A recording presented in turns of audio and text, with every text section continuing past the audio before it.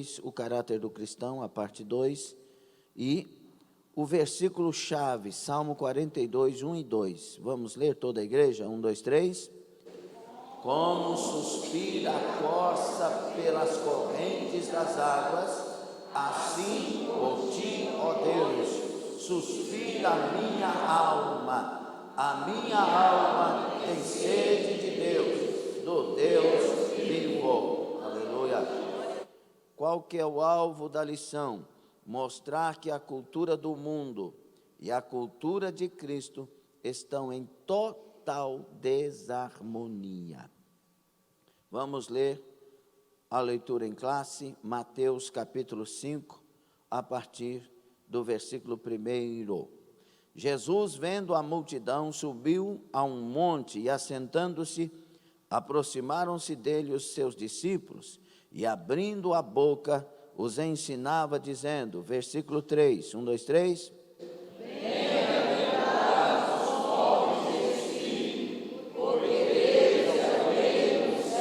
Bem-aventurados que choram, porque eles serão consolados. 5.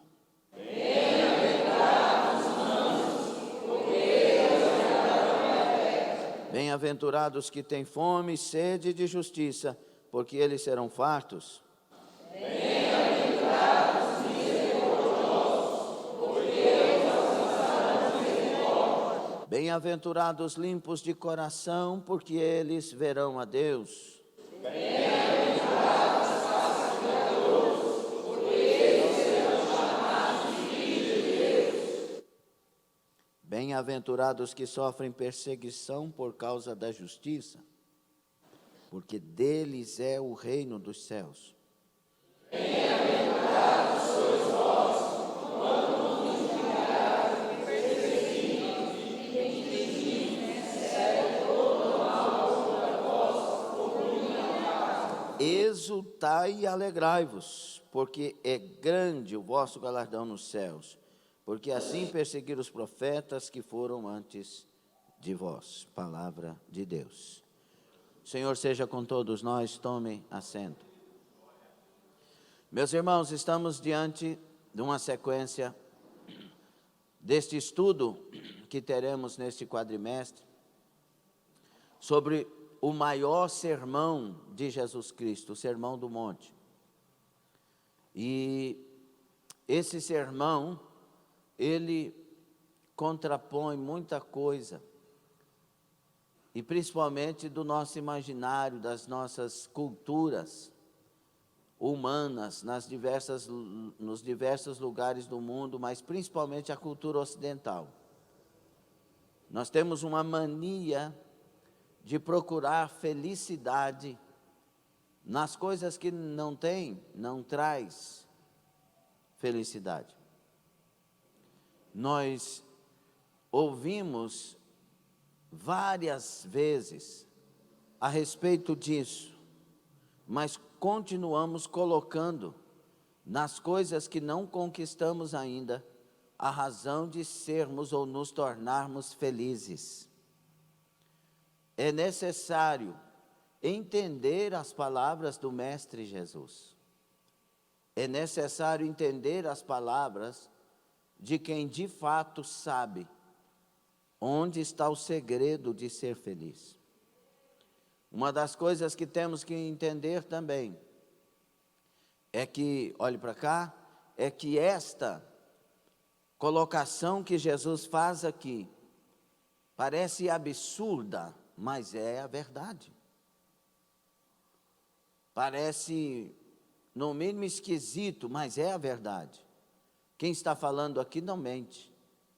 Nós já estudamos na primeira lição o caráter de quem está falando e a pessoa de quem está falando. Quem está falando aqui sabe o que está falando, plena e completamente.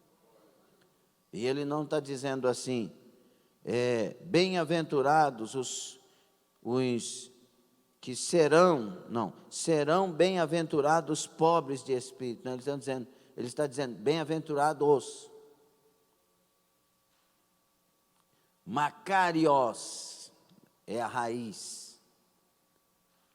Bem-aventurado, mais que feliz, feliz no seu interior, É, não é será. É. Então, nós tínhamos que estudar um pouco mais profundamente sobre essas questões.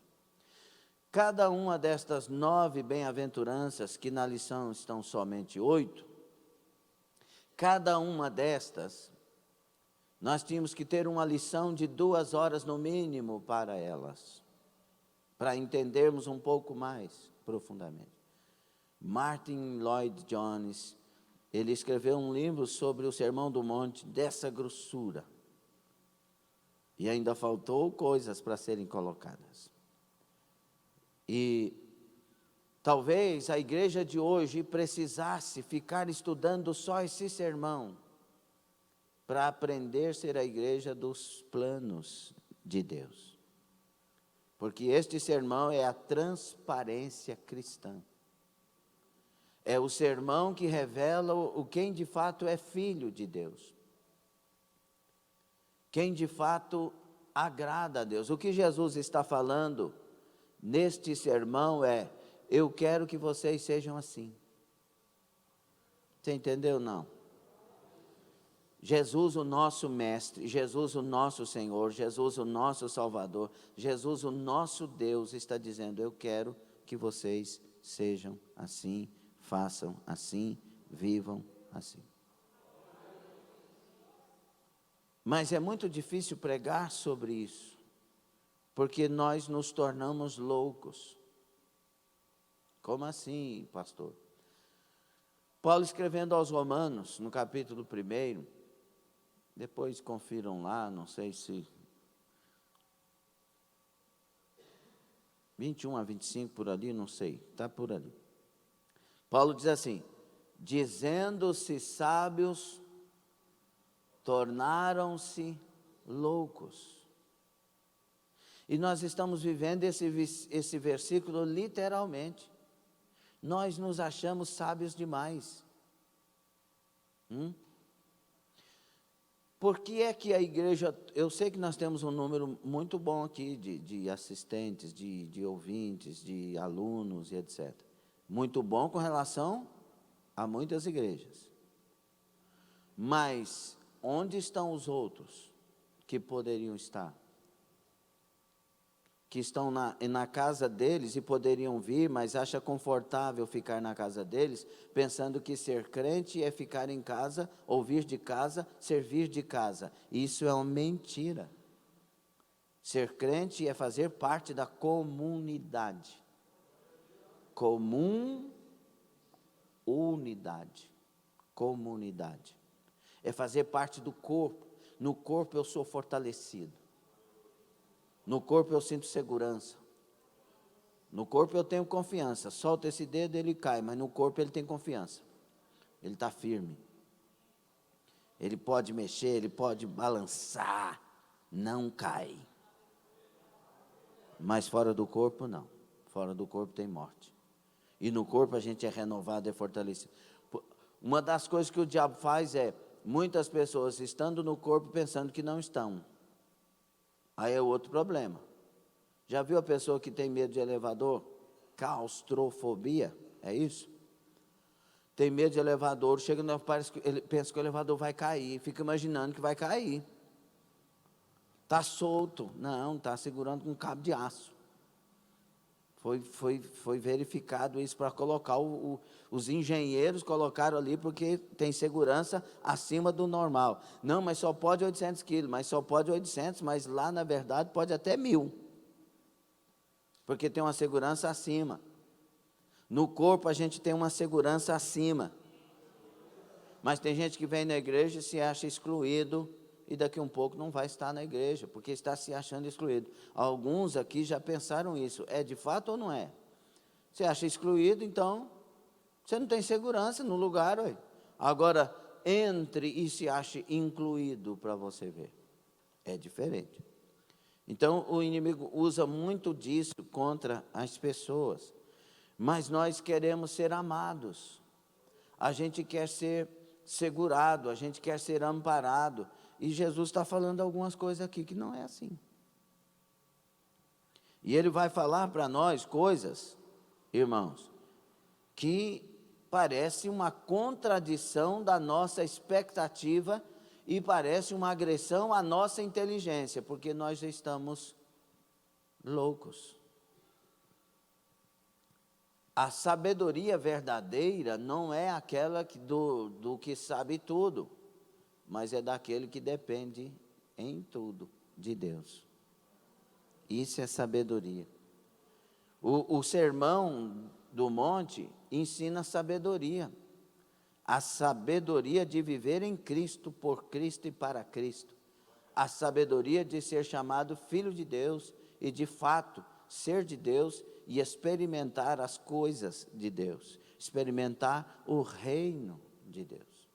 O reino de Deus não é comida nem bebida, mas justiça, paz e alegria no Espírito Santo.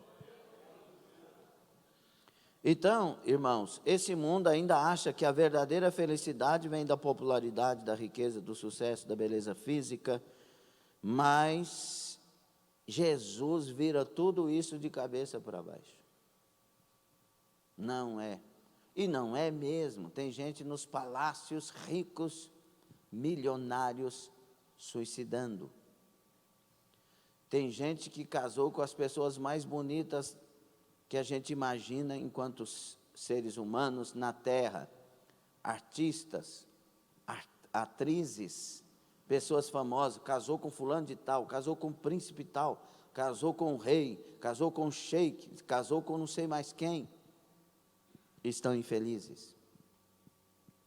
Vivem fazendo mudanças, mudança de rosto, mudança de pele, mudança de cabelo, mudança de sexo, mudança disso, procurando felicidade, porque, na verdade, todo ser humano procura ser feliz. E aí procura ser feliz no casamento, ou seja, casando com alguém, procura ser feliz já estando casado, restaurando ou resolvendo o problema do matrimônio. Não está aí. Não está aí. Procura resolver o problema como os comunistas, que são anticristãos. O comunismo é anticristão. Procuram, não, todo mundo agora, cada um, se eles pudessem, eles fariam hoje o Brasil para ganhar, cada um ganhar 5 mil por mês ou 10 mil por mês, aí todo mundo vai ser feliz, vai haver um punhado de suicídio. Como assim, pastor? Porque se cada um ganhar 10 mil, nós não temos que sonhar com mais nada. Nós não vamos sair de 10 mil. O ser humano vive de sonho. Eu estou debaixo da ponte, mas eu quero arrumar um casebre. Eu tenho um casebre, mas quero uma casinha. Eu tenho uma casa de pau-pique, eu quero uma casa de tijolos. Ou de adobo primeiro. Não, eu tenho uma casa de tijolos, eu quero uma casa maior.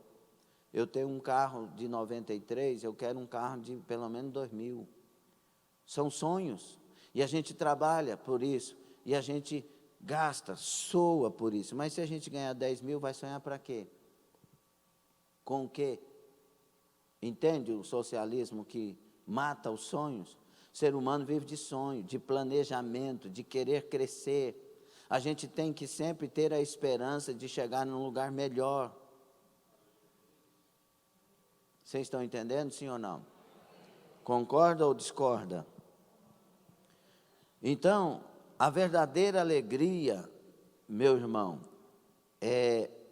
pertence não àqueles que parecem estar no topo do mundo, mas aos pobres de espíritos, aqueles que choram, que têm fome e sede de justiça, parece tão contramão. Sim ou não? Porque a gente não quer chorar. A gente quer chorar de alegria. Mas o que é que Jesus está falando a respeito dessas bem-aventuranças? Vamos considerá-las e vamos entender. Sugerimos, então, aqui na lição, as primeiras 4 tratam do relacionamento do crente com Deus e as últimas 4 do relacionamento do crente com o próximo.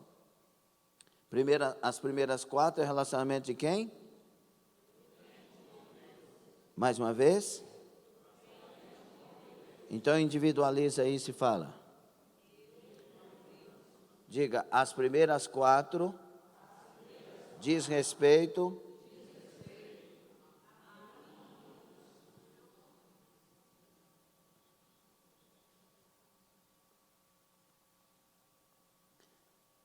é difícil. Diz respeito do meu relacionamento com Deus. Ok? Então diz respeito a quê? Amém. Glória a Deus. Deus abençoe minha irmã Nedley e Andy, desde a região de Boston, nossos filhinhos queridos. Kátia Mochita, God bless you. She of the Lord. Falando aqui por irmão Zé Paulo, viu? Marcilene Arcanjo, Deus abençoe. Márcio Santos. Ó, meus irmãos, relacionamento meu com Deus, do crente com Deus. Primeiro, bem-aventurado quem? Os humildes de espírito. A tradução do grego melhor para este texto não é humildes, é pobres. Porque humilde dá conotação de muitos entendimentos, mas a palavra pobre, ela dá a conotação correta. Então essa tradução não é boa. Tem outras versões que nós lemos. A sua versão é pobre de espírito na Bíblia? Quem aí? A maioria das versões pobres de espírito. Por quê, irmãos? Porque aqui está falando do pobre, não financeiramente. Não é o pobre que não tem dinheiro, não é o pobre que não tem lugar para estar, não. Aqui é o pobre de espírito. É aquele, e no caso de pobre aqui, não é um pobre que tem de vez em quando um dinheirinho. É o pobre sem nada.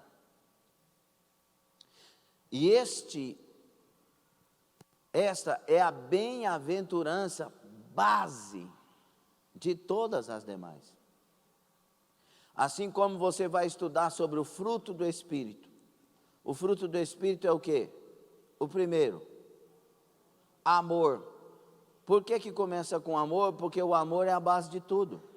Amor, paz, alegria, bondade, longanimidade, benignidade, fidelidade, domínio próprio, mansidão. São os 9 gomos do fruto. É o fruto. Então, o amor é a base. Aqui, as bem-aventuranças começam com a base. A base das bem-aventuranças é o pobre de espírito. E o pobre de espírito aqui não é o que tem um espírito ruim, sem riqueza, não. É o vazio de si, carente de Deus. Se você quer, preste bastante atenção nisso. Se você quer, ou se eu quero, porque a palavra é primeiro para mim. Se eu quero alguma coisa com Deus, eu devo esvaziar-me de mim mesmo. Não coloque nada de você para ter um encontro verdadeiro com Deus, que não vai funcionar. A maneira melhor de encontrar Deus é realmente negando-se a si mesmo. Esvaziando-se não com o propósito de alcançar como é que fala? O nirvana. Com o propósito de, não. O propósito aqui é de alguém carente e necessitado de Deus. Por isso que Davi, no Salmo 40, versículo 17, ele fala assim, eu sou, preste atenção, irmãos, eu sou pobre e necessitado. Davi estava mentindo? Ué, mas ele era o camarada mais rico da época dele. Davi, para você ter uma noção, patrocinou 70% da construção do templo. O camarada era riquíssimo. E ele era rei. E sendo rei, sendo rico, sendo tão famoso, ele disse, eu sou pobre e necessitado. contudo, o Senhor tem cuidado de mim. Você entende por que Davi disse que é pobre? É só ler 2 Crônicas 29, se eu não me engano, quando Davi fala, quando ele vai passar a doação do templo, ele diz: Senhor, das tuas mãos vieram, e para as tuas mãos devolvemos. Ele disse: não fui eu que dei, o Senhor trouxe e eu devolvi, porque eu sou pobre e necessitado. Tudo que tem não é meu, tudo que tem é do Senhor. Eu sou necessitado. Do Senhor é a terra, sua plenitude, seus moradores e tudo que nela há. Eu sou pobre e necessitado. O Senhor é dono do meu passado, o Senhor é dono do meu presente, o Senhor é dono do meu futuro. O Senhor é o dono de todas as coisas, o Senhor é o dono do ar que eu respiro. Eu sou pobre e necessitado. Tudo que eu preciso está em Ti. Bem-aventurados pobres de espírito. Bem-aventurados que sabem que sem Deus não são ninguém. Bem-aventurado aqueles que se esvaziam para que sejam cheios de Deus. É isso, a kenosis lá, que a gente vai, quem sabe um dia falar sobre isso. A palavra pobre ou humilde descreve o homem que não tem absolutamente nada. O homem que, pelo fato de não ter nada neste mundo, põe toda a sua confiança em Deus. O nosso problema é achar que temos, que podemos e que somos. É daí que nasce muito da nossa ignorância. A gente julga o outro pelo que tem, pelo que pesa, pela posição, pelo que vem antes do nome, doutor fulano de tal, engenheiro fulano de tal, psicólogo, psicóloga, psiquiatra, psiquiatra, tanto faz, hein? Legal. É o dono das lojas Majestic. Estou inventando nome, para não fazer propaganda. Esse pessoal é da família fulano de tal. Uau! Nós temos essa mania. Se eu fosse filho de Billy Graham. Se eu fosse filho de Carlos Slim. São pessoas ricas, né? Carlos Slim. Se eu fosse filho de Bill Gates. Se eu fosse filho do dono.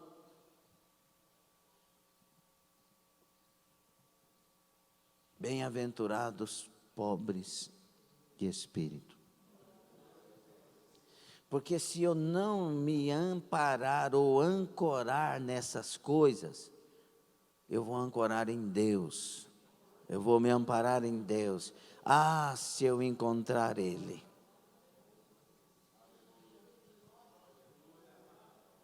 É por isso que um homem que encontrou Jesus, ele vendeu tudo.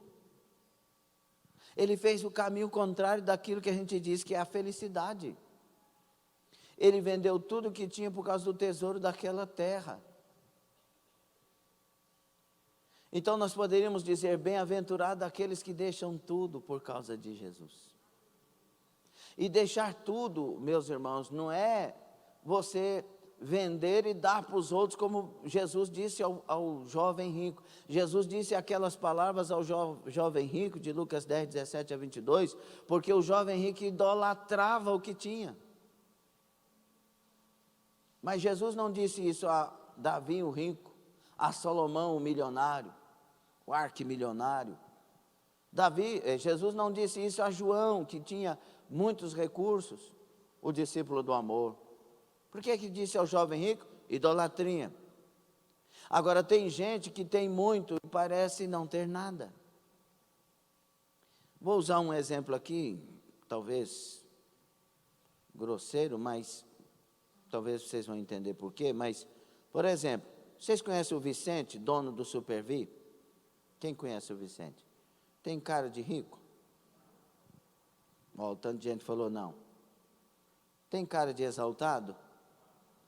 tem jeito de arrogante? Todo mundo dizendo não. E nós não conhecemos ele assim. Ele não tem pompa. E o cara é dono de... Pela misericórdia de Deus, ele tem essa igreja como referência. Porque nós alugamos dele, nós pagávamos todos os meses o aluguel adiantado. E ele teve algumas dificuldades com algumas coisas. O problema nosso é cada vez que a gente pega uma posição e abusa dela. Você sabe quem eu sou? Sei. Um miserável sem Deus. Sim ou não? Mas a gente fala, você sabe quem eu sou? A arrogância do ser humano tem levado ele direto para o inferno. A estupidez, a ignorância, requerer posições. Não. Bem-aventurado os pobres. São pessoas que são de uma humilde dependência de Deus. Eu preciso. Oh Senhor, não me deixe. Então, esta bem-aventurança ensina duas verdades. Primeiro, 1, 2, 3.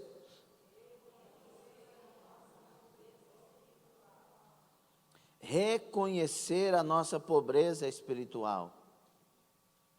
Ou seja, meus irmãos, nós não temos nada para oferecer. O que é que se oferece a Deus? Sabe qual é a pedra preciosa que Deus quer de nós? O coração. Dá-me o teu coração. E Deus não está pedindo ali alguma coisa que vai mudar Ele. Ele está pedindo alguma coisa que vai mudar a mim. Se eu der o meu coração para Ele, Ele vai me mudar. Ele vai arrancar de mim tudo que não presta. E a gente segura o coração e quer ensinar o coração a amar, e quer ensinar o coração a decidir. E Deus está dizendo, não, me dá Ele. E eu vou decidir por você. Eu vou amar em você. Porque nós temos que amar o próximo como Jesus nos amou. Eu vou perdoar você, porque a gente tem que perdoar como Jesus nos perdoou. E você vai perdoar como eu perdoo. Jesus quer trazer para nós o coração dele. Um novo coração lhes darei. Então, quando ele diz, me dá o coração, ele está dizendo, eu tenho algo melhor, eu tenho um coração melhor para você. E quando Jesus pede, não é porque ele não tem, é porque ele tem algo melhor. Dá a sua vida para mim, porque eu tenho uma vida melhor para você. Dá o seu coração para mim, eu tenho um novo coração para você. Dá os teus sonhos para mim, eu tenho novos sonhos para você. Dá a sua história para mim, eu tenho uma nova história para você. Eu sou pobre e necessitado. E também nos ensina outra coisa, duas verdades. A segunda, cadê os crentes? Vocês estão com a lição aberta aí, não?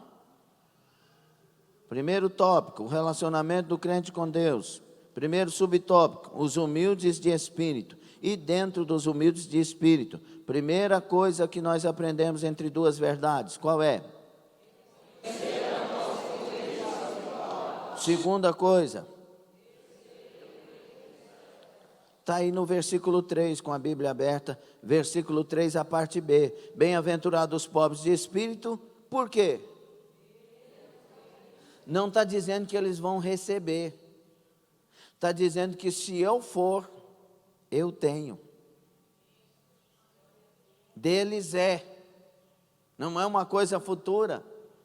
Então eu entendo duas coisas aqui maravilhosas para a minha vida. Primeiro, sou feliz. Segundo, eu tenho o reino dos céus.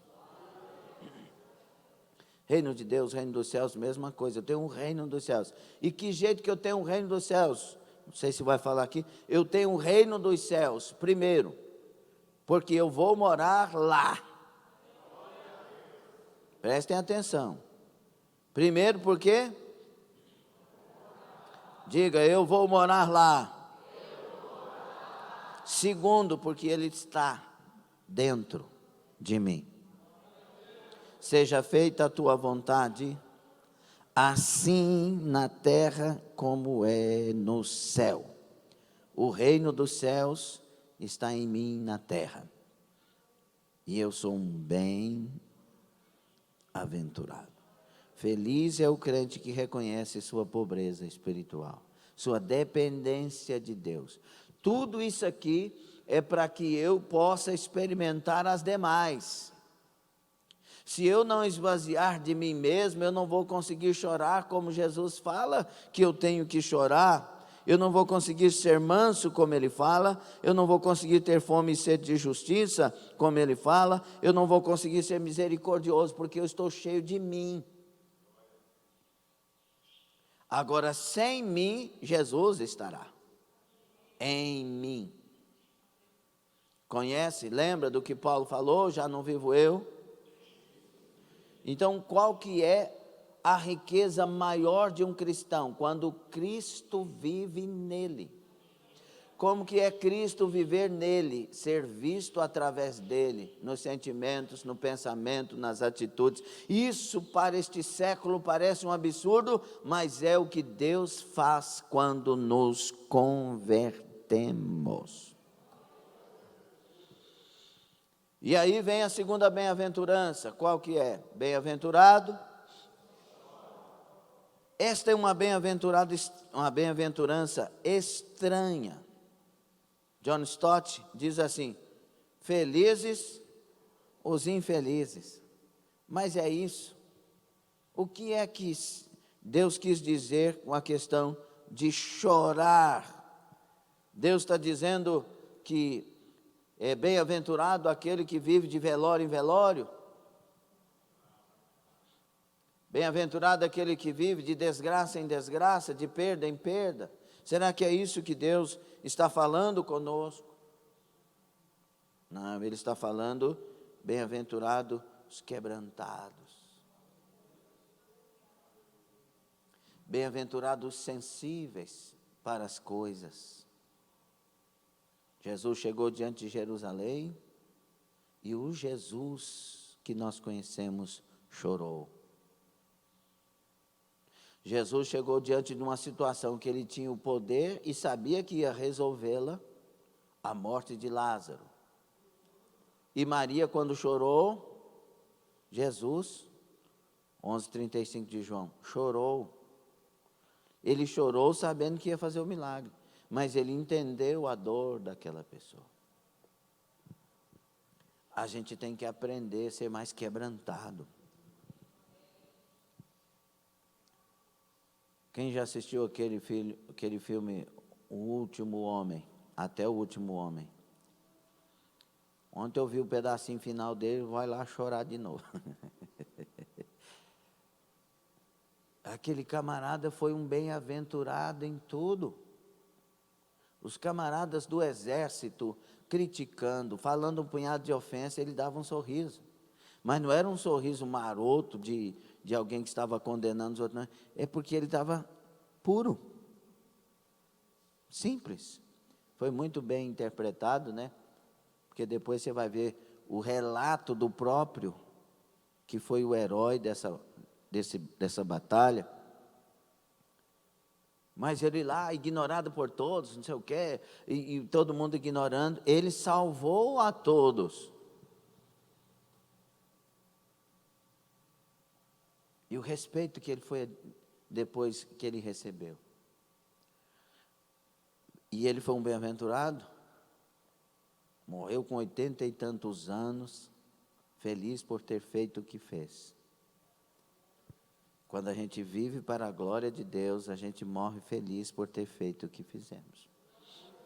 Foi isso que Paulo fez, mesmo sendo arrancado dele a vida. ele morreu feliz, dizendo: combati o bom combate. Eu encerrei a carreira. Eu fiz tudo que tinha que ser feito na minha história. Eu posso também dizer: ele está consumado com relação ao meu ministério. Guardei a fé. Que fé é essa que temos guardado? Pregar nesse tempo sobre estas coisas parece que nós somos loucos. Está entendendo ou não? Parece que é uma loucura falar sobre isso. E o quanto estamos distante disso. Mas, por favor, despertados, é isso ou não que Jesus está pedindo de nós? Por gentileza. Só umas 5 pessoas que vão responder, os demais não me ouviram? Você pode responder não também. É isso ou não que Jesus está pedindo da igreja? É por isso que quem vai ser arrebatado não vai ser a maioria de nós. Vai ser um povo seleto. Um povo que resolveu dar crédito à palavra de Deus e não ficou brincando de ouvir a palavra, mas ficou lutando para praticar a palavra. É um povo que respeita Jesus, que respeita e considera a palavra de Jesus. Quem está falando aqui sabe por que está falando. Ele conhece a arrogância humana, a estupidez humana. Ele conhece o orgulho humano. E ele está dizendo: parem com isso. Bem-aventurados que choram. Bem-aventurados quebrantados. Por isso que Paulo vai falar em 2 Coríntios 7,10. Porque a tristeza, segundo Deus, produz arrependimento para a salvação, que a ninguém traz pesar, mas a tristeza do mundo produz morte. Ele quer esse quebrantamento, que me faz mudar, que me faz ver a necessidade do outro, mas nem por isso me faz refém das vaidades humanas, dos caprichos humanos, mas me faz eu ser quem eu tenho que ser em Cristo Jesus. Jesus ele era quebrantado? Por favor. E ele aceitou o pecado? Ele aceitou o erro dos outros? Mas mesmo sendo quebrantado, ele entrou no pátio do templo e virou as mesas dos cambistas, pegou uma azorrague, ele chamou Herodes de raposa. Entendam que ser quebrantado não é ser bobo, tolo e rendido aos caprichos humanos. Ser quebrantado é ser sensível às necessidades. Jeremias chorou por um povo que estava rejeitando aquilo que Deus estava falando através dele. Ele chorou por aquele povo, mas nunca deixou de ser um profeta que falava tudo o que aquele povo precisava ouvir. Entenda, devemos ser quem temos que ser na figura de Jesus Cristo. E aí vem a terceira bem-aventurança, com relação a Deus. Qual é? Bem-aventurados. A palavra manso, irmão, aqui usada, é a palavra que se usa como falar de um animal domesticado. Alguém aqui sabe como é que é amansar cavalo? Lembrei do Edmundo aqui. O Edmundo está em Caldas Novas no aniversário da netinha, mas é irmã Marlene. Quem sabe o que é amansar cavalo aí? Boy, Ronaldo. Mãe Sebastiana. Aleluia. Já viu os camaradas que mansam cavalo? Eles têm medo? Se tivesse medo, nem passar perto. Quando o cavalo sai dando coisa para tu contar, ele fala: eita, vou amansar esse bichão. Já fica imaginando que jeito que ele vai fazer com aquele animal pelas características.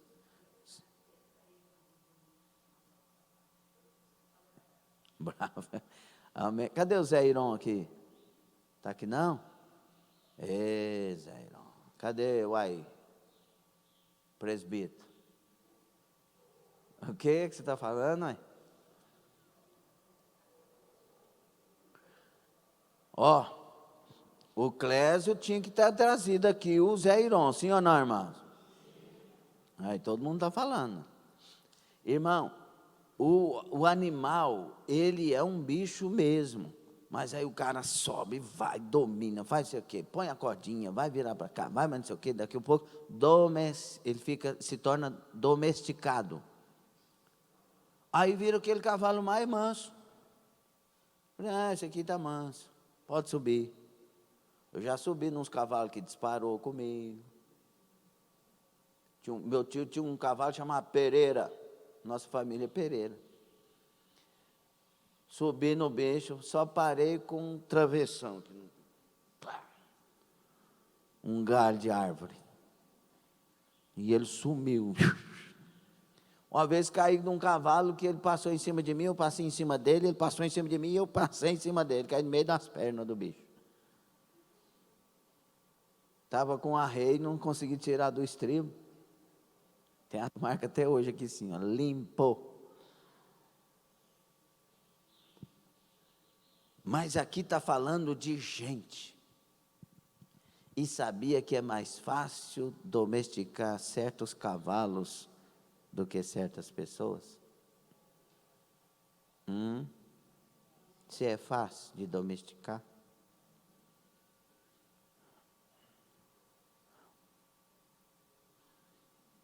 Bem-aventurados mansos.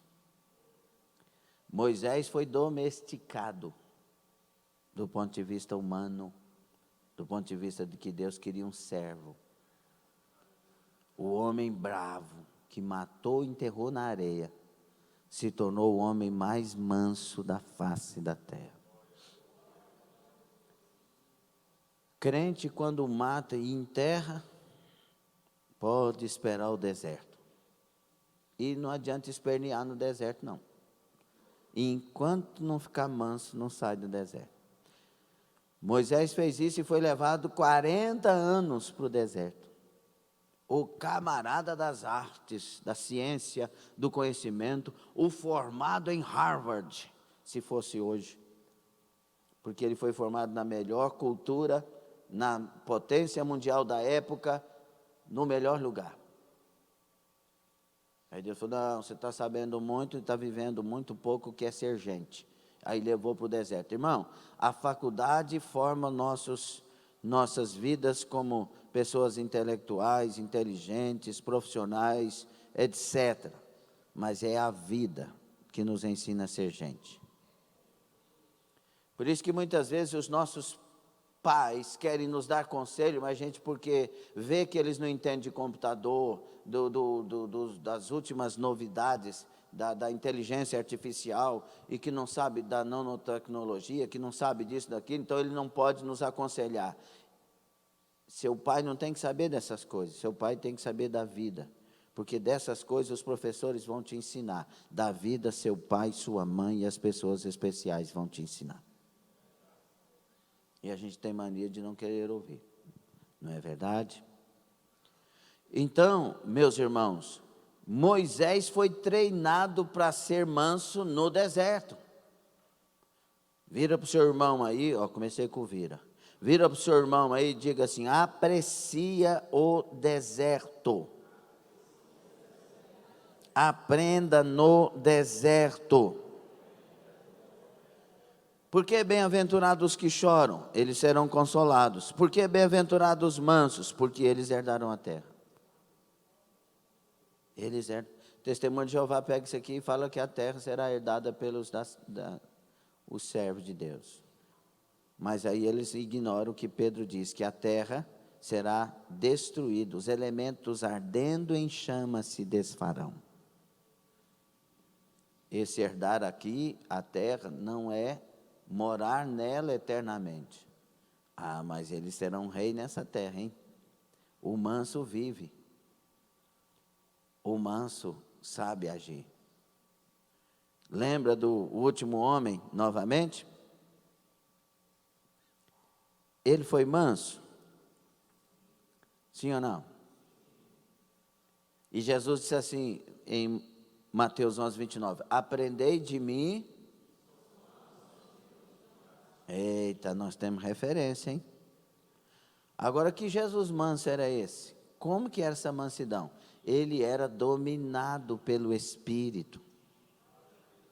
Ele tinha a sua natureza em si dominada por si também. Se eu quisesse, poderia clamar ao meu Pai que enviasse legiões de anjos, mas ele entregou mansamente a sua vida. Como ovelha muda perante os seus tosqueadores, não abriu a sua boca. Sendo injuriado, não injuriava. Na cruz, morrendo, numa angústia e dor indescritível, ele disse: Pai, perdoa. Esse era manso. Então, meus irmãos, a condição pela qual tomamos posse da nossa herança espiritual em Cristo não é a força, mas a mansidão. Pois tudo é nosso se somos de Cristo. É a bem-aventurança da pessoa cuja vida é controlada por Deus. Irmão, se tem uma coisa que Deus quer fazer, entre outras muito importantes, é controlar nossa vida, controlar nossa língua, controlar nossos pensamentos e sentimentos, controlar a nossa maneira de ser e de viver. Porque se nós, irmãos, nem formos pregadores que falam com a boca, mas formos pregadores que falam com o testemunho, vamos transformar muitas vidas. Muitas vezes o testemunho nosso apaga a pregação nossa. Primeiro, testemunho. E aí, bem-aventurados que têm fome e sede de justiça. Irmãos, é muito profunda essa bem-aventurança. Porque fome aqui é a fome daquele que não tem absolutamente nada para comer. É a fome com desespero. Porque uma coisa é você estar com fome sabendo que amanhã vai comer. Então esse dia vai ser difícil, mas você tem uma esperança. Aqui é a fome de quem não tem esperança, de quem não tem recurso. E a sede aqui é do moribundo. É daquele que está no deserto. Lembra daquela propaganda? Água, não, batata frita. Quem lembra dessa propaganda? Vocês são antigos, hein? Muito antigos vocês. O camarada cruzou o deserto, os lábios rachando de sede. Aí ele chega, batata frita, tem dó. Aí, 7-Up. Todo mundo que vê a propaganda já quer tomar um 7-Up depois.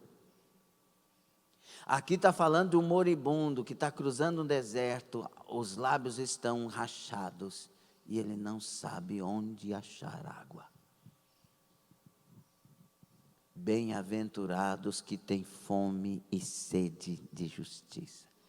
É aquele negócio de eu preciso urgentemente experimentar a justiça, ter a justiça e viver a justiça. Gostou não, né?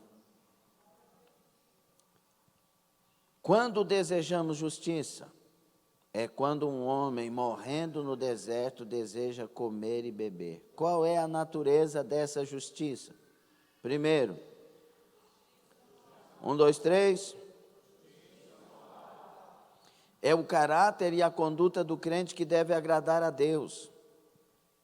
Devemos desejar ardentemente um coração que agrada a Deus. Isso é justo. É justo que o crente tenha um coração que agrada a Deus. É justo um crente que tenha um coração obediente a Deus. É justo que o crente jamais Aceite no seu coração aquilo que desagrada a Deus. Isso é injustiça. Quando alguém aceita no coração o que desagrada a Deus, é traição. E traição diante dos olhos. É traição diante daquele que tem ciência do que estamos fazendo em 24 horas por dia. Sede é um sinal de saúde. Quando a gente não tem apetite, é motivo de preocupação. Como é triste ver em nossas igrejas uma falta de fome e sede de Deus.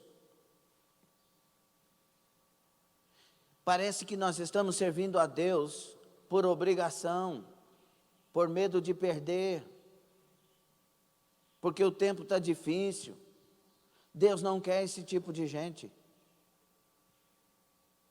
Deus quer quem tem fome e sede da presença dEle. Deus quer quem anseia por Ele. Deus quer pessoas como o salmista, que estava longe, que estava distante, que estava se sentindo sem Deus. E ele disse, a minha alma tem sede de Deus. Assim como a corça suspira pelas águas, assim a minha alma suspira por Deus. Quando é que irei ter com Deus e me apresentarei diante dEle? A alma está indagando quando isso vai acontecer, porque eu quero que aconteça. Tenha sede de Deus, pare com esse negócio de profissionalismo. Quando viermos pregar, que haja unção na pregação, que haja verdade na pregação, que não seja uma coisa teórica, mas seja de um homem, de uma mulher que pratica o que está falando, que sabe o que está falando. Quando vier cantar, pare de fazer exposição, cante a Deus com a alma. Deus não quer profissionais, Deus não quer pessoas metódicas, Deus quer gente rendida.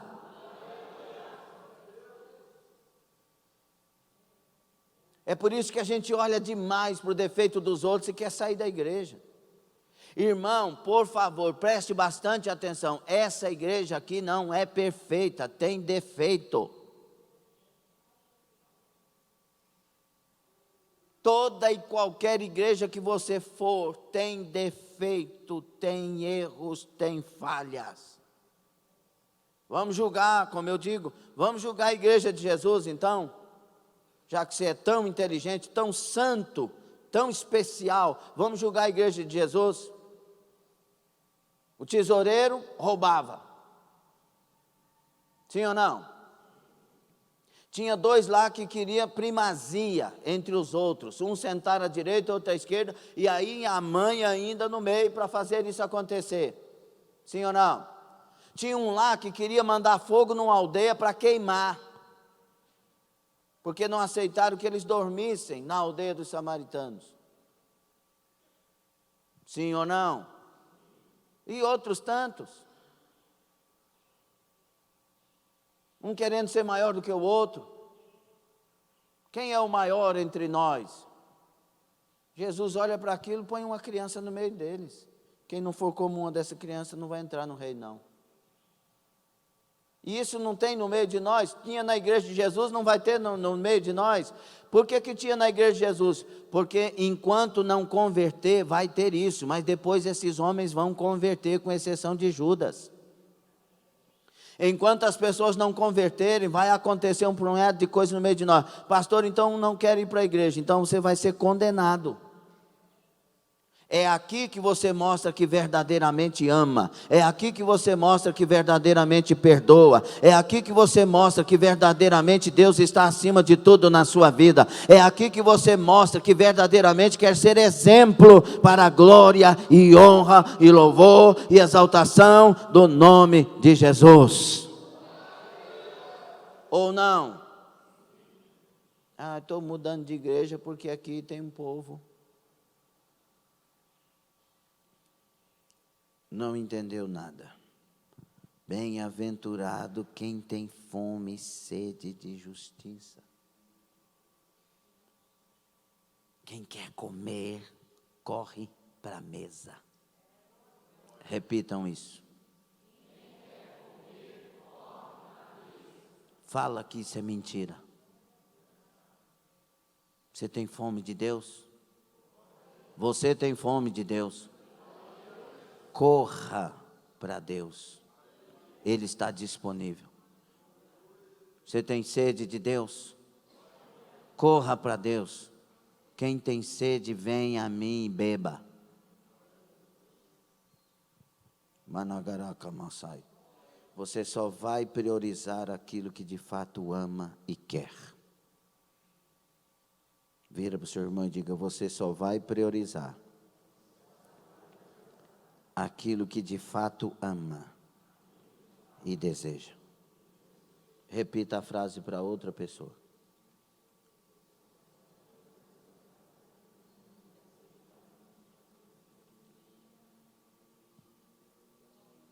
Talvez seja a verdade mais profunda que você ouviu nessa manhã.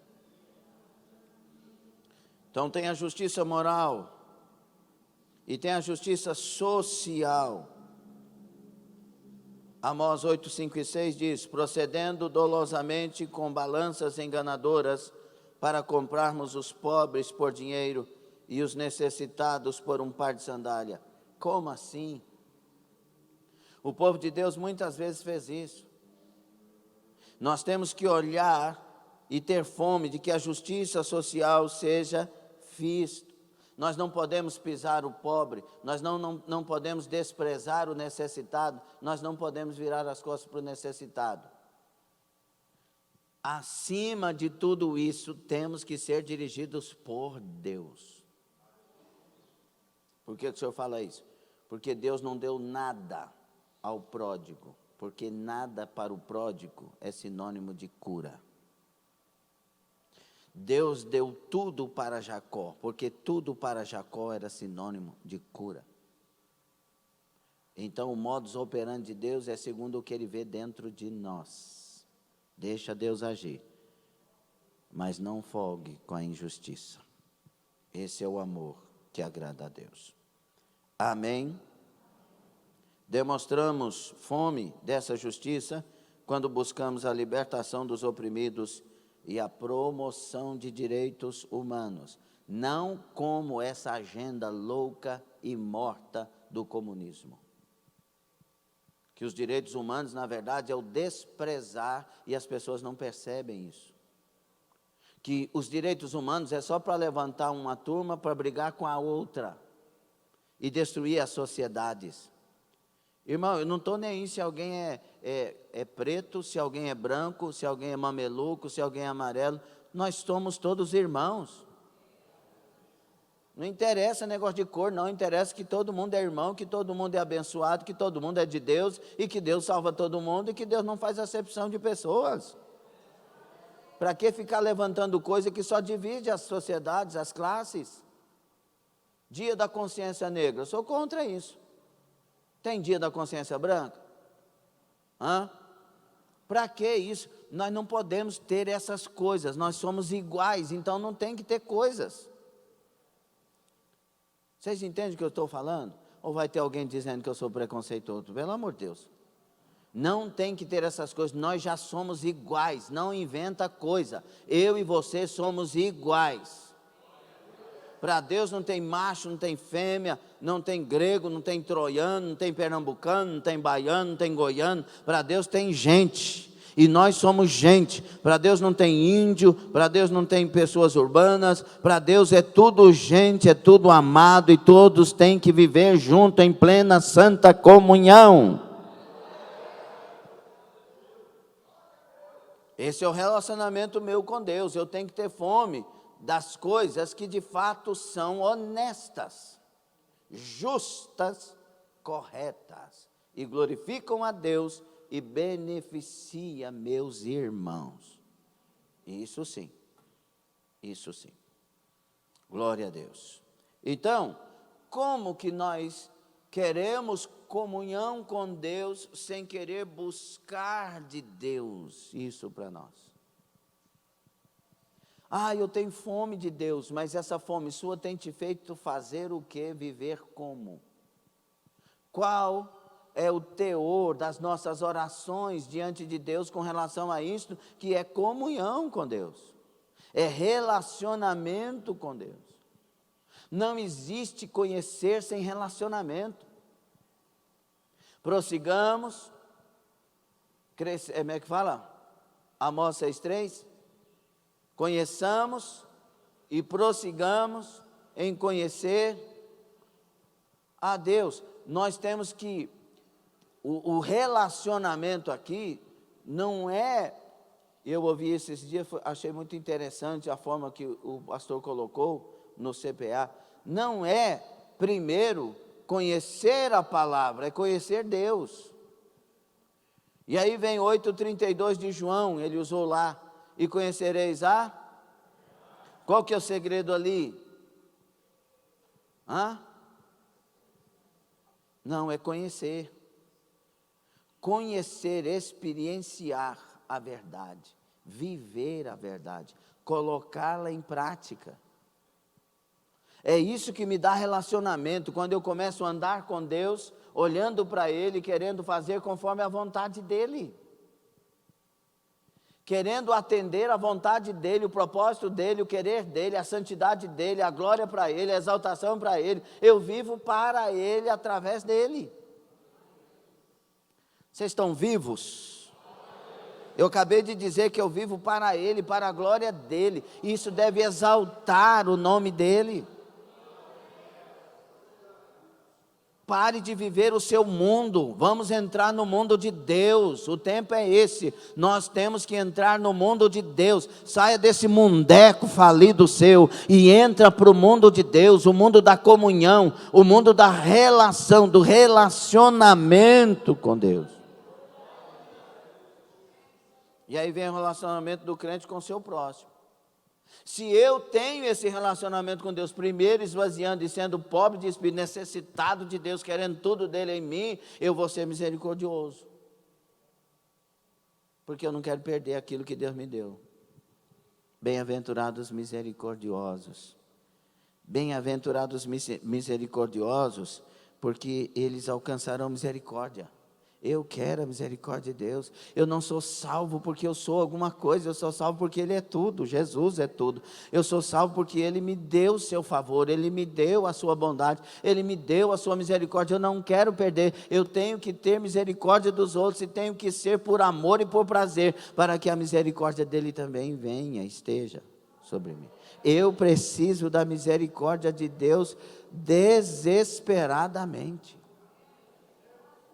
Consegue dar glória a Deus? Não, né, gente? Só quando a gente está pregando mesmo.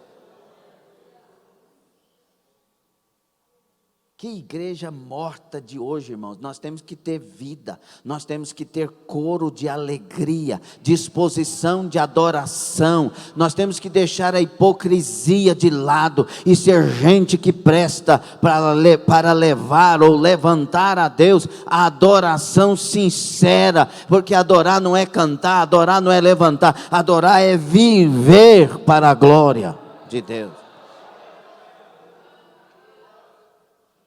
Olha, é demonstrando misericórdia que alcançaremos misericórdia.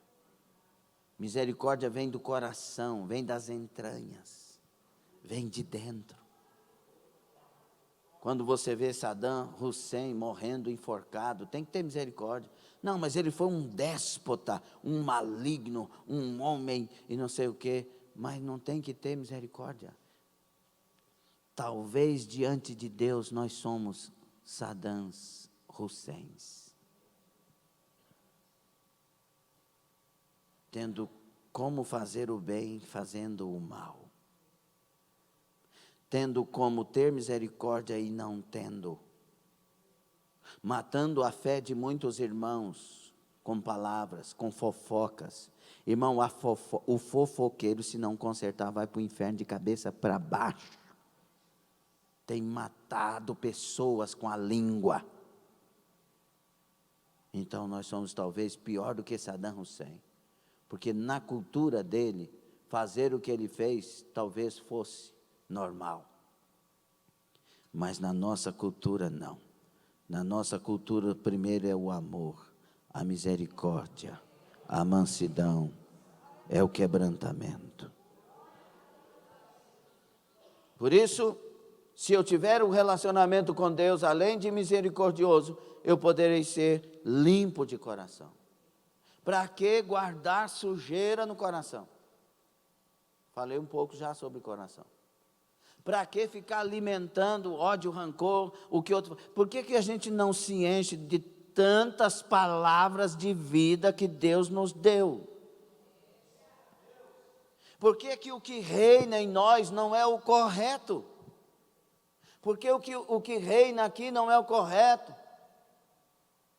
Tem que ser a maldade, tem que falar das pessoas parecendo que está falando de monstros. Monstros somos nós sem Deus. Davi disse: cria em mim, ó Deus, um coração puro. E quem era Davi? Um homem segundo o coração de Deus. Só que aí ele pegava o coração dele e queria fazer coisa.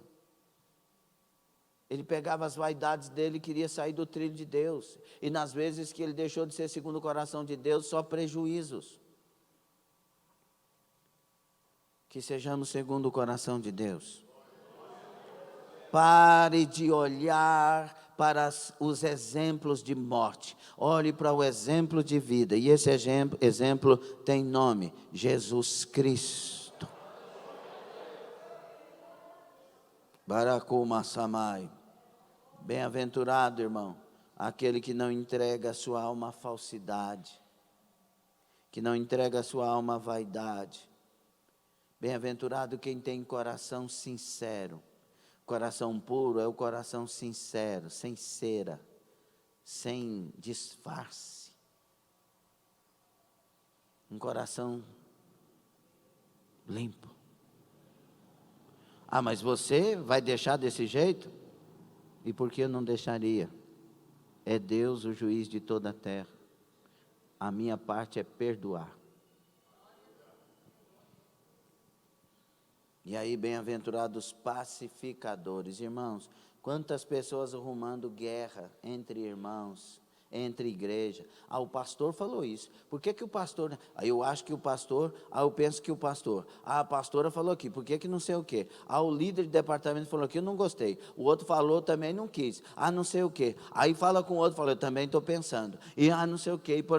Cadê os pacificadores? Purifica o interior. Você acha que somos melhores do que os outros? Você se acha melhor do que alguém? Por favor, você se acha melhor do que alguém? Então quem é você para pôr guerra entre aquele e aquela pessoa? Você é juiz de todos nós? Alguém aqui é juiz de todos nós? Alguém aqui é juiz dessa igreja?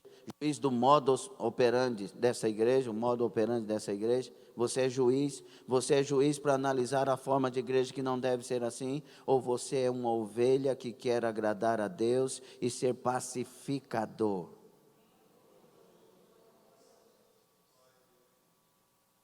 Por que somos alvos tão fáceis de Satanás e rejeitamos tanto o Espírito Santo? Precisamos ou não de ouvir uma palavra como esta? Você precisa? Eu preciso. Eu preciso. E não digo eu porque eu sou grande, não, eu porque eu sou o pastor. E o pastor precisa mais do que os outros. Bem-aventurados os pacificadores. Meus irmãos, os misericordiosos alcançarão misericórdia. Os limpos de coração verão a Deus. Os pacificadores serão chamados filhos de Deus. Quem quer ser chamado filho de Deus? Quem quer ter misericórdia de Deus em sua vida? Quem quer ver a Deus? Jesus está trazendo as maiores revelações. Será que vamos seguir esses ensinamentos? Vou perguntar de novo, como alguém que insiste. Será que vamos seguir esses ensinamentos ou eles vão sair das nossas mentes ao sairmos desta igreja? Será que estas palavras vão nos incomodar ou simplesmente vai ter valido nada para nós?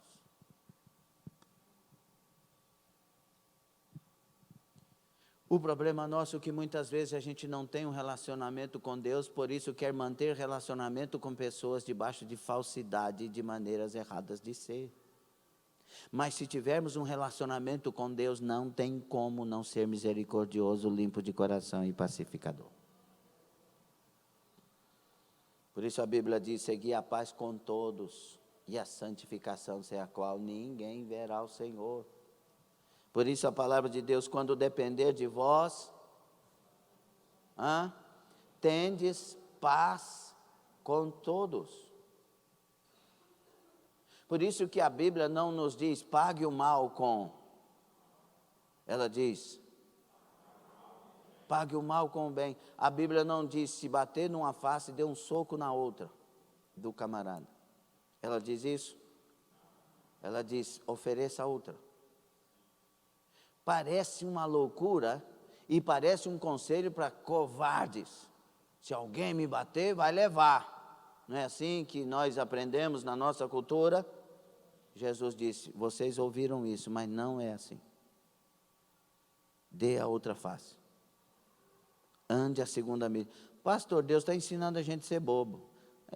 Por esse aspecto aí, eu acho que só os bobos herdarão os céus. Porque Deus não me quer que eu seja inteligente, Ele quer que eu seja crente em Cristo Jesus. Ele quer que eu seja... Tem muita gente correndo atrás da alegria e perdendo a salvação. Mas tem muita gente correndo atrás da salvação e alcançando a alegria de estar em Cristo Jesus. Por isso, bem-aventurados os 4. Os perseguidos por causa da justiça.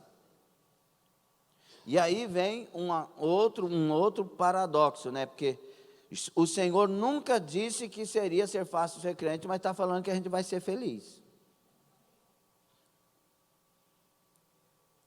É fácil ser feliz? Aonde foi? Pastor, quando eu não tinha Deus, eu era mais feliz. Você tem noção da tragédia que saiu da sua boca ao dizer isso?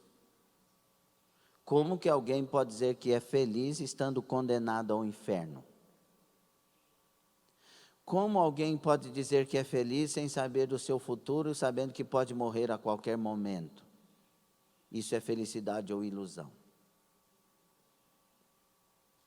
Como alguém pode dizer que é feliz não conhecendo a verdade?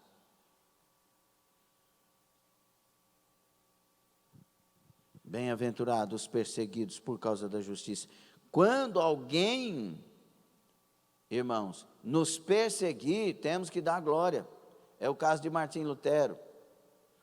Ou John Wesley, eu tenho que lembrar isso direitinho, eu confundo. John Wesley. Não estava sendo perseguido. John Wesley. E aí, uns 2, 3 dias que eu não estava sendo perseguido, ou semana, não sei, ele falou, tem dia que a minha memória lembra de tudo, tem dia que não. Falou assim, Senhor, eu estou desviado. Ninguém me persegue, ninguém me falou nada, não aconteceu nada. Eu estou desviado, Senhor, tem misericórdia. Ele foi orar, né? Joelhou lá, deixou o cavalo de lado, foi, joelhou, orou, falando com Deus, de repente passou um pedaço de tijolo. Assim. Ele, aleluia, glória a Deus, Senhor, eu não estou desviado. Porque mesmo sendo perseguido, e a razão dessa perseguição é porque eu tenho Jesus, glória a Deus. Glória a Deus. Eu estou sendo perseguido no meu trabalho, porque eu sou honesto, não minto e disse que não vou fazer coisa errada. Glória a Deus. Glória a Deus, bem-aventurado quem for maltratado e perseguido porque faz a coisa certa. Que galardão alguém vai ter por ser perseguido porque está fazendo a coisa errada? Se matar o nosso Cristo, que fez um bem maior que o meu. É por isso que as pessoas escolhiam, eles tinham como escolher não morrer. Alguns mártires. Eles tinham a oportunidade de escolher de não morrer. Eles diziam, não, mas eu não quero livramento. Eu quero morrer por aquele que morreu por mim. Mas isso para a igreja de hoje parece um absurdo. É porque falta amor. O amor verdadeiro. Não o amor que engana. Mas o amor verdadeiro. Por que uma mãe morre pelo filho? E não podemos morrer pelo nosso Cristo? Como Jesus disse, quem não me amar mais que seu pai, que sua mãe, que seu filho, que sua filha, não é digno de mim. Vamos refletir nesta manhã. Não há dúvida que a perseguição é simplesmente o conflito entre dois sistemas de valores que são irreconciliáveis. O sistema do mundo e o sistema de Deus. O sistema dos homens e o sistema de Deus não tem concílio.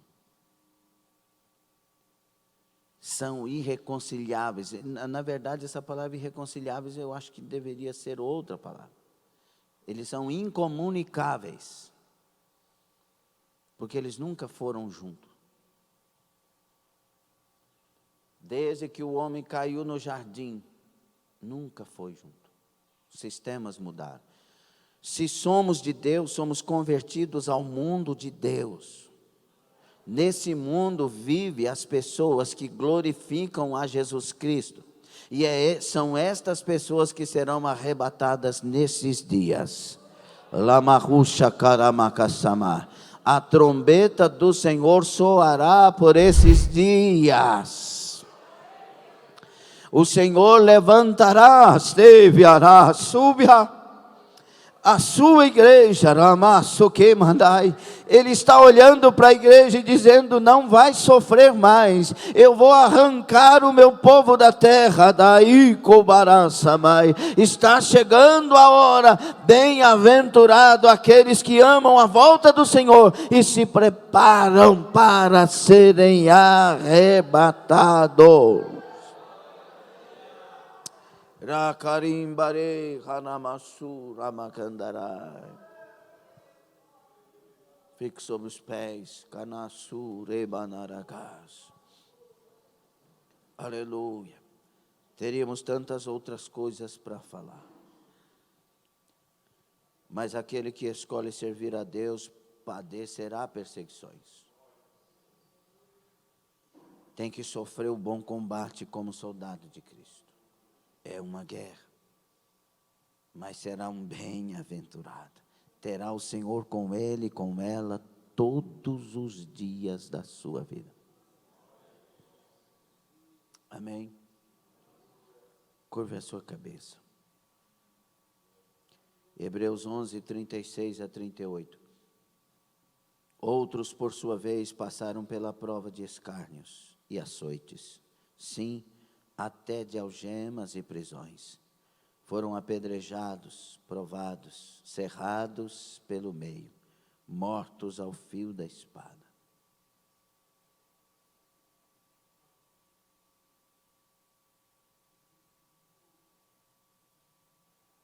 Motivo da perseguição por causa da justiça. Não acredito em ser perseguido por causa da nossa estupidez ou pecado, mas por causa da justiça. Por minha causa, diz o Senhor. Reação diante da perseguição, qual deve ser? Regozijai-vos e exultai.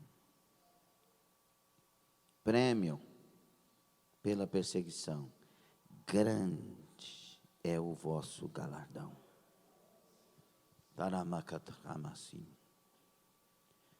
Senhor, nós abrimos os nossos corações diante do Senhor. Eu sei que o Senhor vê tudo que já está dentro, mas também quer nossa parte voluntária de abrir os corações. E nós abrimos. Entra, vê se há em nós algum caminho mau.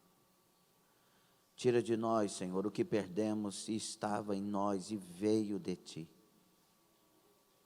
Tira de nós o que fez nós perdermos o que veio de Ti.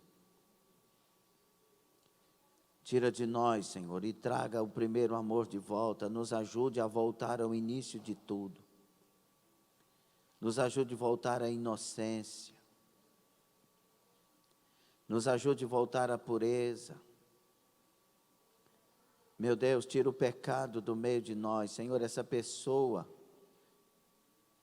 que nunca confessa, que tem tantas oportunidades, ajuda ela a confessar, Senhor, e tirar o peso. Tira de nós as vaidades excessivas, arrogâncias, ignorâncias, Senhor. Traga-nos a paz. Traga-nos a cura. Traga-nos a libertação do que precisamos. Se o Senhor não tiver misericórdia, Senhor, muitos se perderão. Mas se a sua misericórdia vier sobre nós, se o teu avivamento vier sobre nós, acordaremos, despertaremos e estaremos prontos para glorificar e honrar o teu nome até o arrebatamento, Senhor. Manda o avivamento, manda a cura, manda sobre nós a graça salvadora, fortalecedora, que nos conduz, Senhor. É a nossa oração, em nome de Jesus. Amém.